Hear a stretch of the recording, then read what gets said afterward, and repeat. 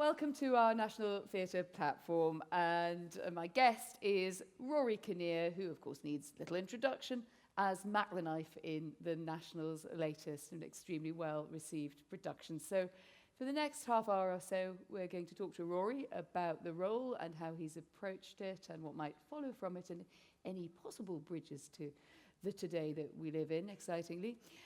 So, Rory, there you are, a short, stocky man of about 40. You have to say, Brecht's directions are always, in the Threepenny Opera as elsewhere, with a head like direct. a radish is the end of that particular description that Brecht had for Macheath. And whilst I am 6 foot, I guess I am stocky, bald, with a head like a radish. Very important in the audition. But tell us a bit more about how you approached this role of Macheath, who's just this fascinating character and everybody knows the name and everyone hummed the song, but filling him out is still a bit of a challenge from a drama that was very episodic. Yeah, I've strangely had a relationship with this piece for over a long time, as indeed has Rufus, our director. I played Macheath in the Beggars' Opera when I was, I think, 14 or 15, with the local girls' school, which was an eye-opening experience. To play the lecherous highwayman to these 17 and 18-year-old girls. And I don't think I recovered really socially until I was about 22. And I then played Peachum in a version of, it was more similar to the Threepenny Opera, but it was the Beggars' Opera that we did again with another school in the area. We did it at the Lyric Hammersmith, where the Beggars' Opera was performed as a sort of bicentenary production in 1927, which gave Brecht and Hauptmann the idea to rewrite it for a contemporary German audience. So I've known Macheath in the Beggars' Opera, and I've known Peachum from that side. Rufus asked me to do this about 2 or 3 years ago, and he's absolutely besotted with the piece, and particularly with the music. I think he also played Macheath, which he didn't tell me until opening night. He played Macheath when he was about 16 and 17 in Kidderminster. So he's similarly got a long relationship with the piece. And we then have been talking about it with Simon for a long time. And the You're book, talking about Simon Stevens Stevens there as adapted it. responsible for the adaptation. And it's a famously kind of difficult piece. It was written very quickly. The music still holds up as sort of an exemplar of 1920s German artistic form. The book itself, whereas the songs and the lyrics to the songs are still potent and pertinent and brilliantly executed, the rest of the book feels a little bit Scrappy? Yeah, I guess there's something about it that they had the original text, they had the Beggars' Opera, and they were trying to work it into a contemporary setting, or at least give a contemporary resonance, whilst also infusing it with his politics, Brecht. But it was written very quickly. It was also a huge success at the time in 1928. But we felt dramaturgically, the narrative of it is quite elusive. The first half feels entirely different from the second half. The second half becomes this sort of comic cavalcade. The first half is kind of a wide spread of London society with various sort of political points thrown in. But playing Macheath, what's Macheath doing that's special this day that he doesn't do all the other days? So there are lots of things that Simon and Rufus invented for Macheath within that first half. But I guess you also, when you sign up to something like this, you're aware that it's about how the whole lands with an audience, rather than necessarily what your character is going to gain and what you can develop within the character. The characters themselves are, to a certain extent, stock and representative. And I guess for Macheath, and why Brecht saw him in that kind of way, is that he is this kind of amoral vacuum within the centre of police. It's hard to play a vacuum, and you have to play something a bit more proactive about it. But he's obviously obsessed with sex, obsessed with money, and obsessed with power and violence. And I guess you think, okay, but why are the women constantly attracted to him? Well, it's probably saying something just as painful about the women of the society as it is saying about the men of the society, that they're attracted to him because of his power and his money and his... But I wondered whether he changed, because in the way that this production, some of you have seen it and some of you have got that treat ahead, but if you look at his relationship with Polly Peachum, he does seem to sort of begin to draw lines, demarcation lines around his relationship. And she also gets she's a bit UK feminista in this production, Polly, strangely enough for a girl who grew up in the Peachum household. So do you think that he is changed by Polly, or do you think that Brecht doesn't really like us to think of an emotional journey here? I don't think Brecht does. I think we probably thought we did to start with. But I guess I was always saying to Rufus, he does whatever's right in the moment. There's no necessarily long game, and particularly emotionally, he can forget emotions as soon as they're not in front of his eyes.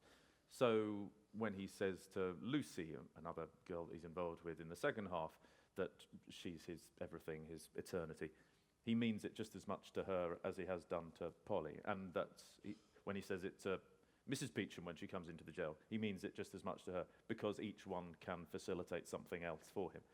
The fact that Polly proves herself to be astute, smart, and also quite vicious as well, means that he instantly considers her an affiliate, or a possible affiliate on a business sense, and gives her the opportunity to run the business when he goes away. He's a bit of an equal opportunity seducer, isn't he? Because he's also had a thing with her mother. So you have to and with be... the head of the police force, Tiger Brown, as well. well. We're going to come on to Tiger Brown. Running through your many conquests would take us the rest of the afternoon. But if we stick on the Peachum family just for starters. So there is that sense that he is sexually ubiquitous. At the same time, he's not played, or you don't play him as a man of rampant sexual attraction. He's just calculating, isn't he? And he sort of cuts a swathe through the women as he does through the society. Yeah, I mean, Mrs. Peachum talks about his ugly face in the second half. I mean, no one necessarily says he took my breath away because he's so gorgeous and sexy, and I just gave myself some. Polly says he just sort of came up to me and grabbed my hair, and that was sort of it. And she'd always there was a great song, Barbara song, where she talks about all the suitors that have she's had in the past, and that she's always been able to say no to them because they always were so polite and gentlemanly to her. So there's nothing about him necessarily being a Lothario that an audience should themselves think, oh, I would like a part of that. So I didn't necessarily want to create a character that was, or necessarily could create a character that was, what are you laughing at? Typically sexually attractive, but someone who... You're not supposed to find it impossible. Yeah. No, I worked an awfully long time on steering myself away from that. But someone for whom each relationship is something to do. There's a great sense of tedium or ennui within him that he's fighting. But also for the women, Lucy says, I only went with him to piss my dad off. And then Polly says, yes, so did I.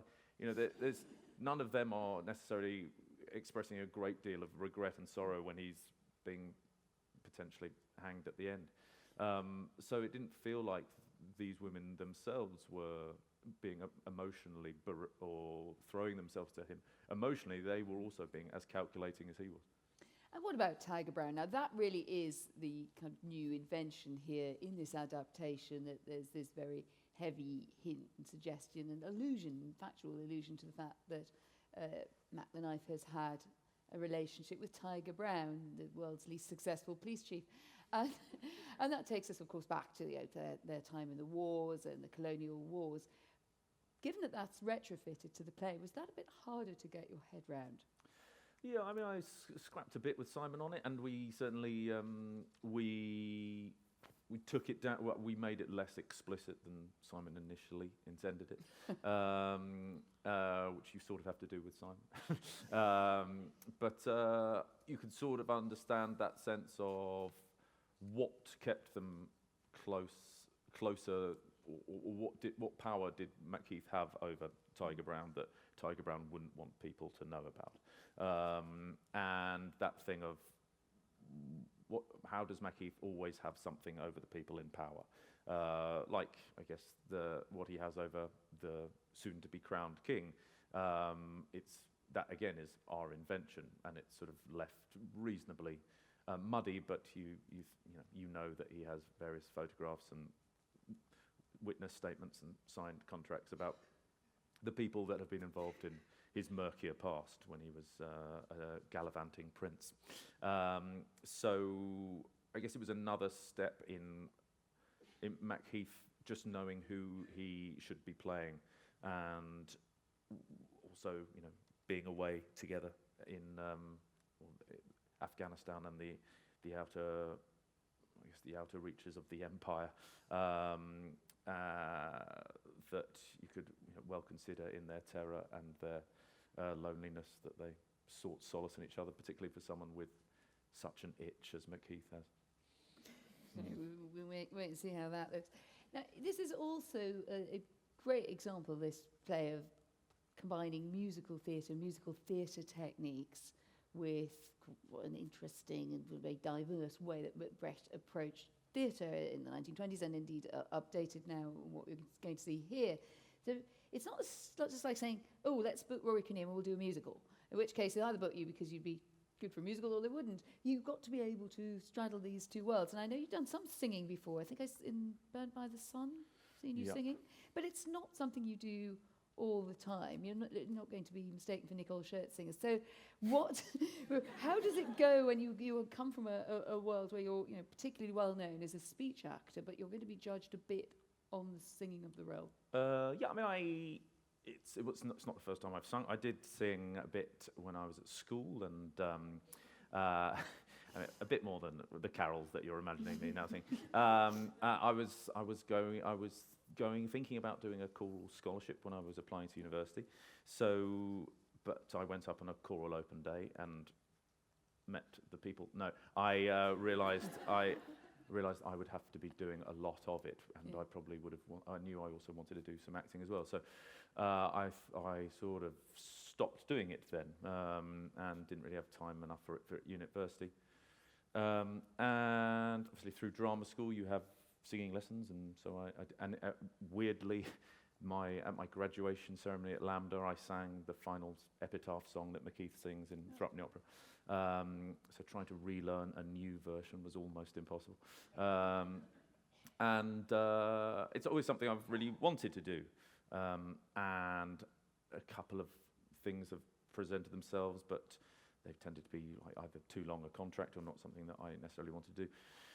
So I've always really wanted to sing, and knowing the music and knowing that it was a world that sort of straddled, I guess, drama and the musical theatre, it felt like quite a good fit to begin.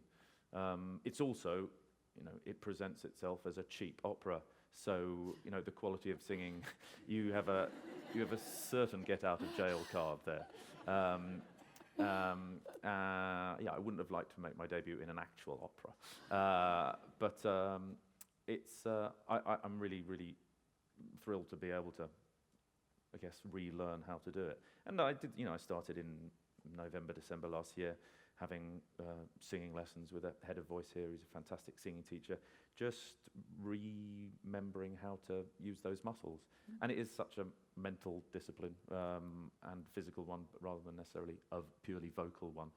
And that aspect of it has been fascinating. And how much of that spoken tradition did you bring to it? I'm sure so many people here today will remember your fantastic Lear, and what you brought to that particularly, I think, was Hamlet. Whoops, the other one. Come on. There's someone at the back. He's awake. Sorry. What you brought to that Shakespeare guy. It's a shame my GCSE children aren't in the audience, because I would not have lived that down for the rest of the summer. But what you did bring to that role is that sort of way of speaking the text, but almost making the audience come on in and collude with you, and that feeling that we all had sitting here, that we were being spoken to, and you were practically nodding along. Is that a style that you find is easy to bring to other key roles? And is it relevant to this one when people think of it as having alienation effect stamped on it, or something a bit more kind of technical? It's funny, there's a certain aspect, it's still something that I'm playing with in the run, there's a certain aspect of you do want an audience to feel inculcated with Macheath and complicit with him and be repulsed by him, so that at the end, when you're presented with the prospect of him being hanged, you aren't quite sure how you should be feeling. The fact that he's one of the central characters in the second half, anyway, actually in the first half, he's kind of distant. And also the narrative drive is much more dissipated than the second half, which is very much about his arrest and then how does he get out of jail. So that it's easier, I guess, in the second half to try and draw an audience in because they're seeing how he's working. And like Iago, they know that he's lying, they know he's saying exactly the wrong thing to the right people, but as a complicit member and not saying anything as an audience. And I think that's why something like Othello or playing Iago in it, an audience feels so bad at the end of Othello because they didn't do anything to stop it. And they've known from the off what was happening. And from the very first scene, Iago tells them not everything that's going to happen, but it spirals out of his control to a certain extent, but he sets up who he's going to be, and they do nothing about it. I guess with the Threepenny Opera, it's slightly inverted, that Macheath for a long while looks like he's going to get his comeuppance, and then this sort of purposefully ludicrous Deus Ex Machina at the end, which isn't really necessarily about the story. It's about an audience's expectations of drama and entertainment, I guess. So that when Macheath is let free, and we did in the first 4 or 5 previews, Macheath was killed at the end.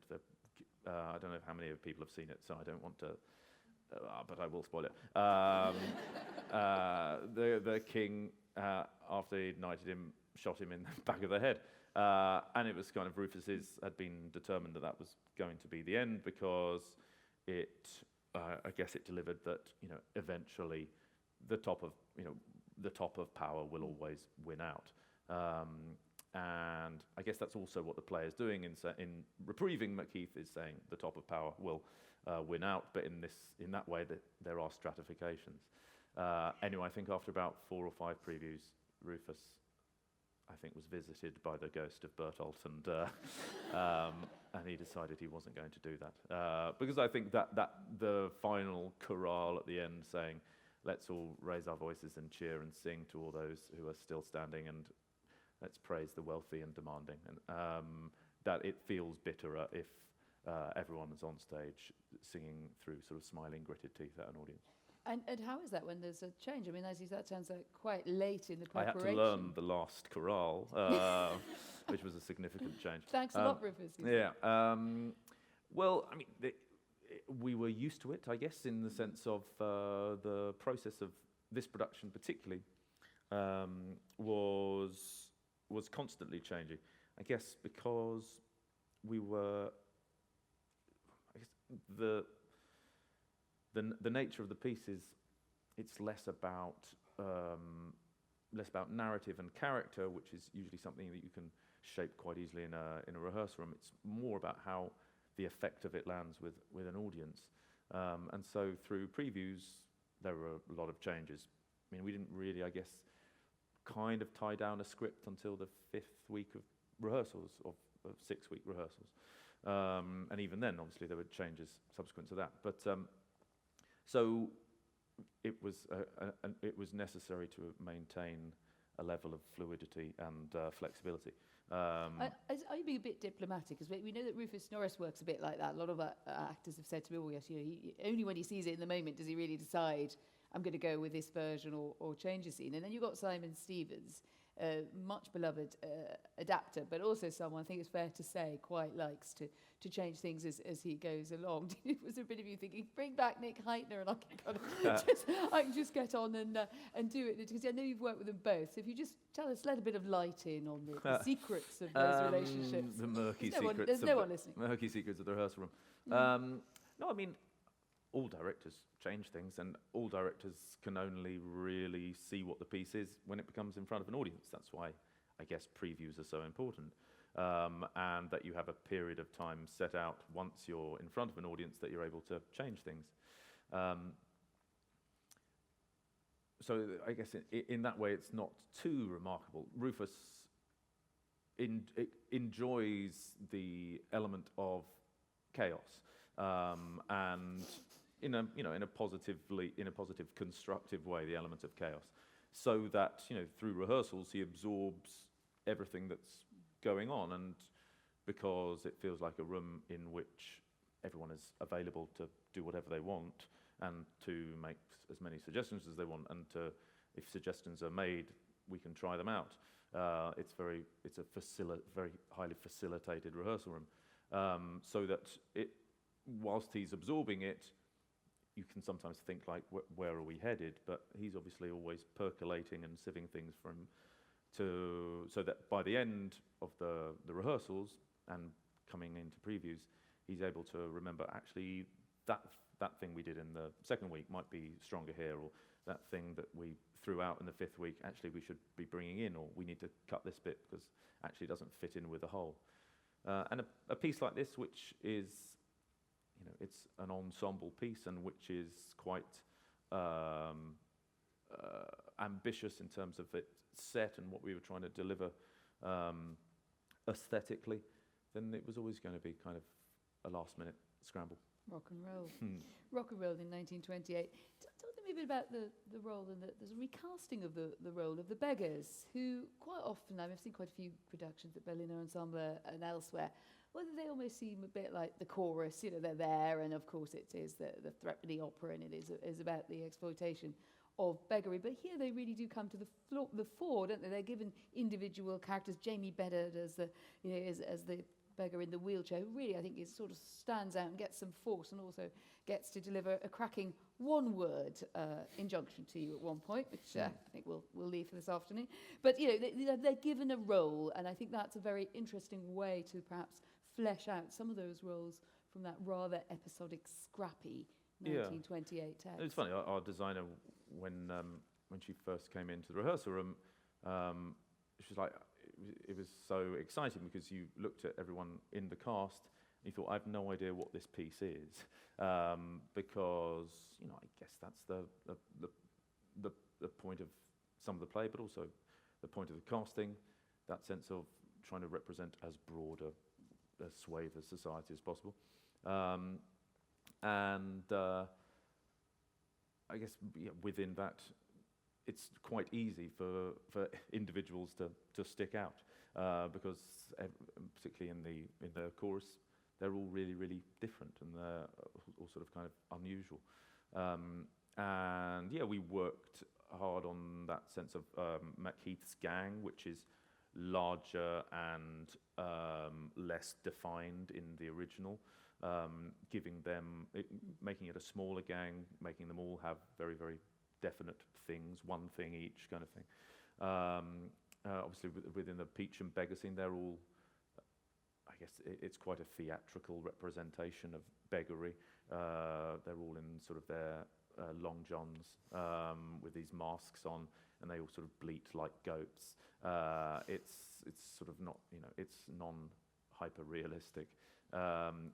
So I get all those things, and Imogen, who was the choreographer, we worked every morning trying to come up with a different language for all the different elements of the play, so that eventually they could all feel part of the same whole.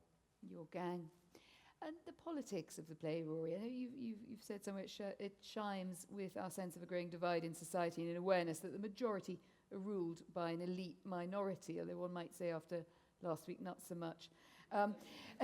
Do you feel like, how do you go about this? Because it's very easy to say, well, here's this Brecht play, it's written the chaos of the Weimar Republic, Brecht's pretty familiar position on rapacious capitalism. But then how do you bring that then to an audience now without it sounding like one's forcing connections, which might just seem a bit artificial? Is this something that you gave thought to? Yeah, I mean, Simon obviously gave greater thought to it than I did, but I guess everyone assumes what they're coming to in a Brecht play, and they think it's quite. They'll presume it'll be quite blunt and hammer its message home repeatedly. And I guess through the slightly more carnivalesque element of this production, slightly more grotesque, I guess it was meant to foreground the theatricality of it, foreground the potential fun of it, the potential fun of musical theatre, and as well as play with the expectations of what they were doing, which was to open out theatre, particularly open out opera, to more people than were necessarily coming in the first place. They talked often about wanting to make, Brecht in particular, about making theatre as popular as football. That was his kind of ambition. So keeping some elements of that, but also, you can't escape the politics of it, nor would we want to. But making sure that, it was of its time, but also that there are enough universal resonances within it that you didn't have to struggle too hard to make it just about today. I'm interested you say universal, but does the audience response to resonances change? I was interested the night I was in, about 2 weeks ago now, I think. There were certain places where the audience would sort of shudder or ooh, ah, or agree, but does that change, not least in the light of real events? Friday was a really sort of interesting and amazing time to be in a theatre doing this play, and with an audience who seemingly felt just as angry and confused or nervous and upset as a lot of people in the cast, and the one of the first lines is, "This is a play for a city that it's lost its morality," and almost sort of got a standing ovation. Peacham has a line about, "I've given the despairing a mission. If you give the despairing a mission, they'll do anything you want them to do." And it feels, almost painful to hear something like that nearly 100 years after it was originally conceived. So yeah, and I'm sure, I have a sort of slightly semi-improvised speech at the beginning of the second half, which I've sort of adapted as we've gone along, and I'm sure it will continue to adapt as we go through the next few months. But it's... And you think about that in advance, or if the moment took you, would you just it's not planned too much, no. I mean, on Friday, Rufus did sort of sidle up to me at lunchtime and said, that bit you do at the top of the second half, you might do something a bit different. And I was like, all right. He went, I'll leave that with you. And I thought, right, thanks a lot. That's... But it feels that kind of piece, you're very much not in a hermetically sealed fourth wall world, and you're able to point out the fact that you're in a theatre. So it's very empowering as a performer, that, albeit when I break character or when I speak to an audience, I'm not being me, I'm playing the actor playing Macheath, or as it were. But you basically sort of can do anything. And I feel those that know their Brecht quite a lot, and that particularly the people from the Brecht and the Weill estates, actually, who obviously have seen a number of productions of them, they said that this felt closest in spirit to how they imagined it originally being conceived. That sense of, I guess, anarchic possibility. The Brecht and Weill estates appear to have been relatively generous in terms of allowing the reinterpretation that we see here. I think the Weill estate, you can't change things, which are a bit more difficult for the female singers because he can't change those very, very high notes. And it's just Some of us fascinating. male singers as well. I was gonna say, how is it going for you? Is that also true? Yeah, no, for men? I've had to reconnect with that higher register, which I feel in the mornings. No, the Viola States are, but it's funny actually. You know, we'd heard that they were quite prohibitive in terms of possibilities of musical change, and we thought we'd done some workshops, and I thought let's just see what it sounds like. And every time I took a song down a tone or down 2 tones, you realised he knew what he was doing. It just didn't sound as good in a different key. So I kind of understand their determination to keep on with what he had intended. The Brecht estate are a bit more fluid. I think they recognise the piece has its flaws, so they're up for anyone trying to plaster over it. Well, we've got to let you go in just a second, but seeing as I've managed to already cast you as Lear, it did throw up a thought. Seeing that you're supposed to be about 40 in this production, and you already, of course, have the great Hamlet under your belt, what age do you fancy Lear, and at what age can one be Lear, and can you go straight from being 40 to being on the Blaster I'd like team? to know what the shortest distance between a Hamlet and a Lear is, actually. I think Simon Russell Beale, I think he was 40 when he played Hamlet and then only 52 or something when he did Lear, so that was a quick Lear. Actually, Paul Schofield was 40 when he played Lear very famously in the Peter Brook production. But it's not Are you dropping a hint there? It's not on my imminent horizon, no. Well, thank you very much, Rory Kinnear, for opening up and giving us such full answers to the questions. They're not looking remotely like an Arschloch, as you put it. So I hope if you haven't seen it, you enjoy it very much. But do give Rory a big hand of applause. Matt the Knight.